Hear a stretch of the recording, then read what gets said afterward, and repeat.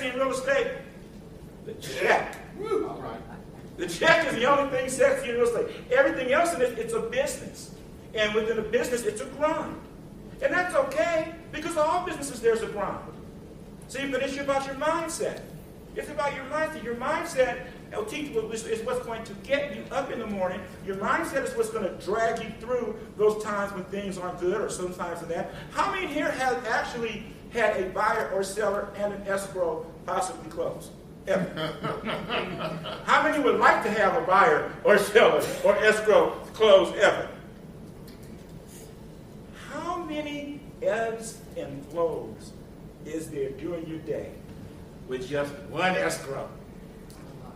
Buyer calls, you know what, the dishwasher wasn't working. I think the seller needs to give me $5,000 back.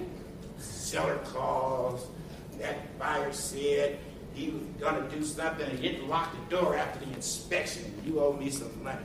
I didn't termite people come. And this termite guy says the house needs to be fumigated. This termite guy says there ain't nothing wrong with it. Up and down. Appraisal comes in, appraisal does come in. You're like this all day. All day, right? And at the end of the day, you're like, whew. Just spent, just fun. What's your mindset? What is your mindset? There's some people out here that I know that do lots and lots of transactions, have done lots of transactions. So what happens in your day if you got 20, 25 of these things going like this the whole time? What is your mindset like? See, the one thing about our business is feast or famine, right? Escrows do one of two things. They close or they fall out. No matter which one they do, you need another one. If you get a check, you need another check.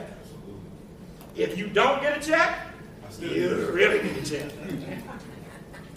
That being said, what are you telling yourself from a mindset standpoint with what you're doing? Tell you a story. I want to say it was 2000. I'll say it's 2009. I'll just make up here. 2009. I don't remember if it was 2009, 2010, or whatever. Started off the quarter for us at the time really well. And that's me, my wife, and I as a team. We call ourselves the elgin-walker team, and we make it sound like there's this huge group and a massive amount of people because perception is everything. Our team is I look at her and she looks at me, and that's it. I don't know why Keller Williams has us in this group category. But anyway, that's another story. I should be getting a different kind of medal. But that's a different story. That being said, the first quarter starts out. And for those of you, some of you might have heard this story from me because it's true and it hurts me every time I tell it. But we started out in the month of January, over 9 escrows. Over 9 escrows. For some of you, that's a lot. For some of you, it's a drop in the bucket.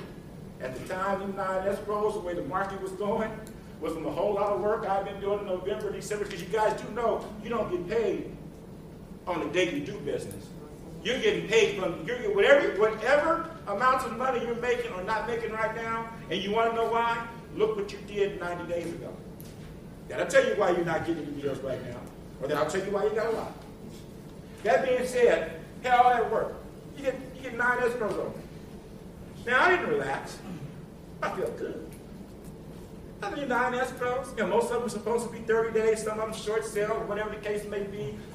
From February, supposed to have about 6 or 7 of them closed. The rest of them closing about first couple of times in March. Man, I'm feeling good. Well, you know what? All of a sudden, one of them, for whatever reason, fell apart. And one escrow fall apart. You don't want to lose any, particularly if you're trying to work and deal with families. You don't want to lose the escrow.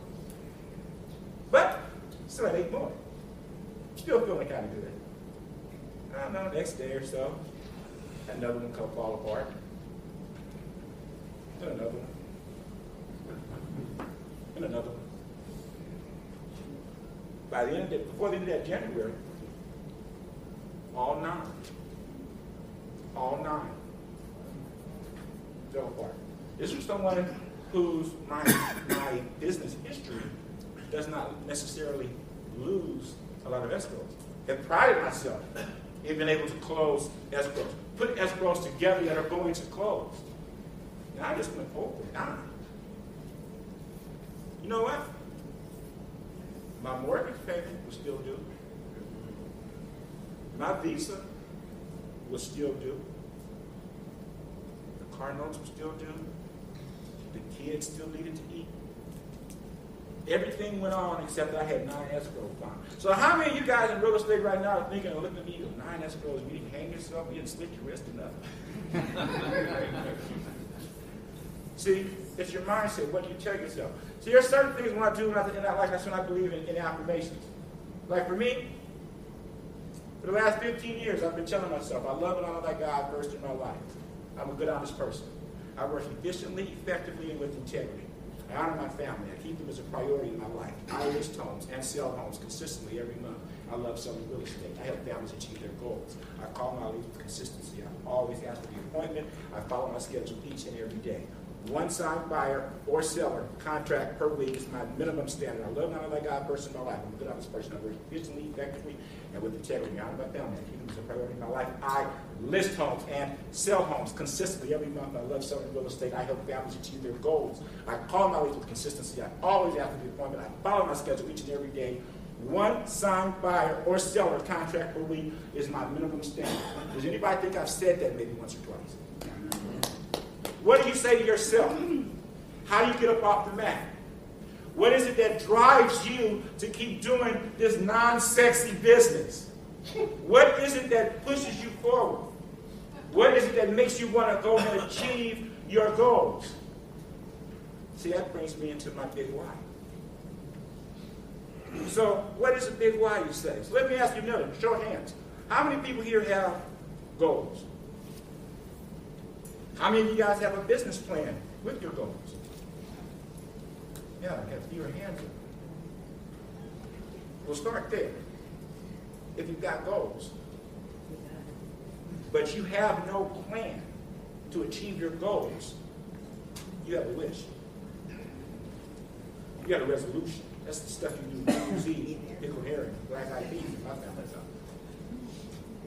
You don't, how many, you see, not, and you really don't have an excuse now, we have GPS. So we'll say we didn't have a GPS. How many of you right now would decide to go from here in Nevada and you would drive to Florida and you wouldn't have a map?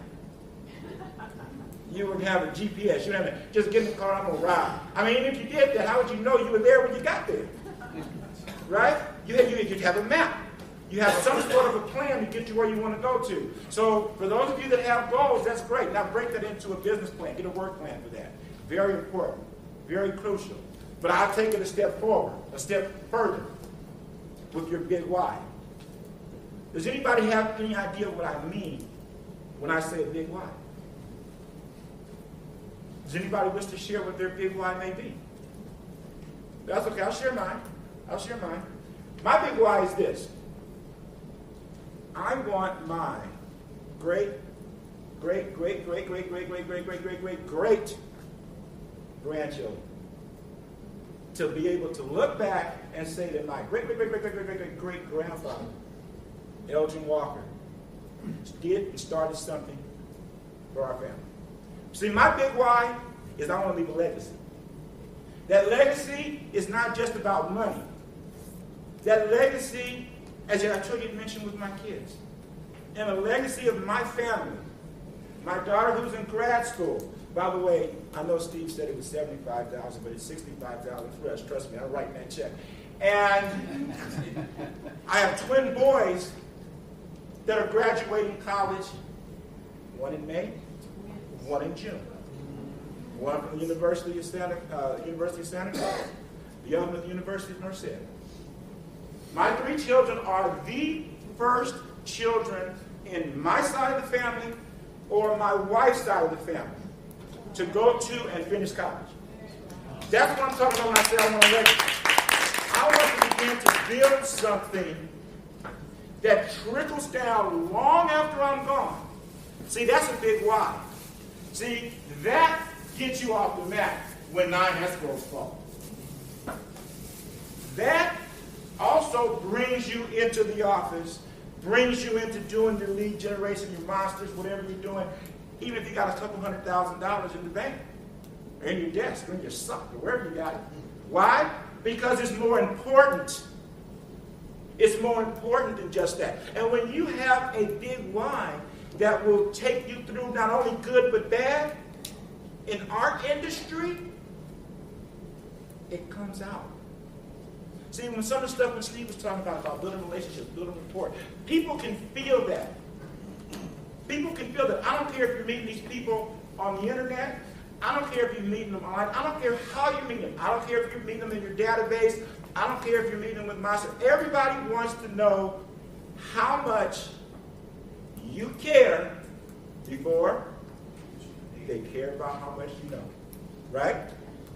They want to know that you care. They want a connection. See, when I'm talking about business plans, when I do my business plan, when my wife and I do our business plan isn't about how many transactions we close.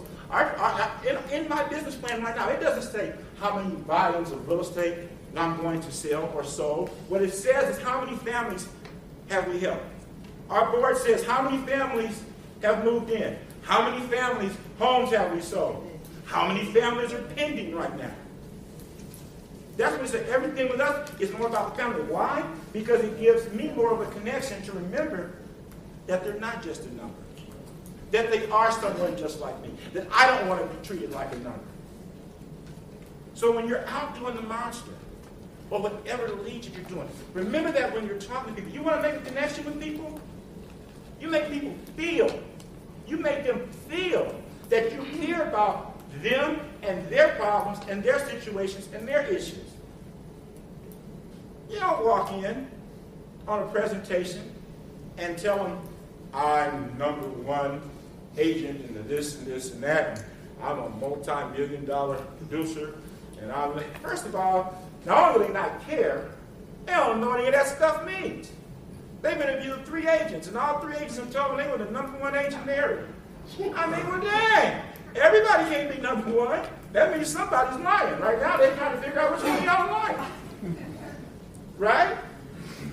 Your connection has to be what you can do to help service and can help move that family forward. Part of your conversion, in my opinion, is understanding that they might not sign with you for whatever it is at that exact moment. Does that mean that they won't do business with you ever? Now, I don't care if you're working with an expired. If you're working with an expired, I know that some people, I have not, but I know that some people are using Monster for expired. And I hear it's going really well for some people that are doing that. I have not branched out into that yet. But let's suppose that I've worked expireds, trust me. Now, if you work on with an expired listing, they may not sign with you that day.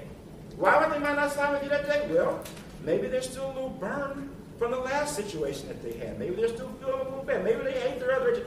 Whoever knows what the reason why is. But what if you make that connection with them then?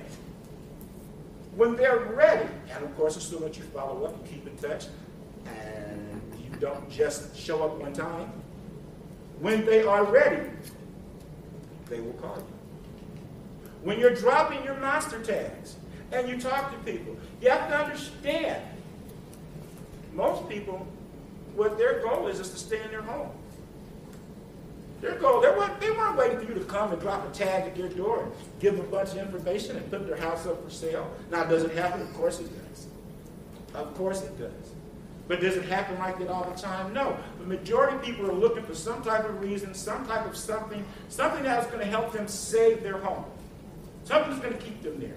Or they're in denial. Whatever the case may be, they're not necessarily going to automatically list with you. I will tell you that from myself and dropping tags and following up with people that's in the system, that these people will come back and they will list with you. When they come back and list with you, they're not talking to anybody else. And not only are you not talking to anybody else, you're not coming over with your eyeglass. You're not doing flip charts, and you're not doing all this stuff. And I'm the greatest, blah, blah, blah, blah. That's not part of the equation. At this particular point, they understand that they need help, and they feel that you are the person that can help them solve that problem. I'll tell you another myth right now. Here's the biggest myth, at least in the areas that I work in California. When you're dropping your monster tags and you have people in situations, the first assumption is that they're a short sale. Most people have no clue or don't understand the equity in the areas that I work that has accumulated the last 3, 4, 5 years. Now, they may be, and for those of you who've heard me on some of these company calls and say, they may be a distress sale, but a distress doesn't mean short. See, so some of you that do not